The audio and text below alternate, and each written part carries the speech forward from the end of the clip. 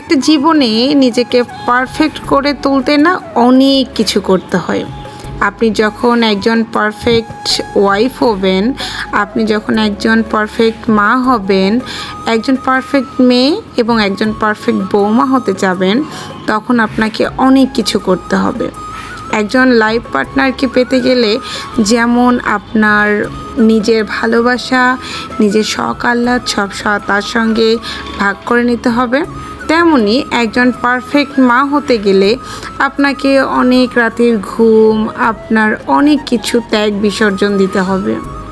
আপনি যখন একজন মা হবেন তখন দেখবেন যে আপনার আশেপাশে যত কিছু আছে সব আপনার বাচ্চাকে ঘিরে।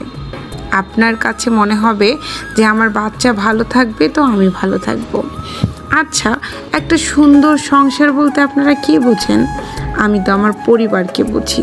ভালোবাসা মানে কি, ভালোবাসা কি, আমি এই পরিবারটা থেকেই শিখেছি। আমি আমার জীবনে একজন পারফেক্ট লাইফ পার্টনার, পারফেক্ট সন্তান পেয়েছি, যারা আমার জীবনকে আরও সুন্দর করে তুলতে সবসময় সাহায্য করে। আমি তাদের নিয়ে আজ পরিপূর্ণ। আলহামদুলিল্লাহ ফর এভরিথিং। আল্লাহ যা দিয়েছে তার জন্য আল্লাহর কাছে লাখ লাখ শুকরিয়া। আল্লাহ, তুমি যা দিয়েছো তার কাছে আমি কিছুই না।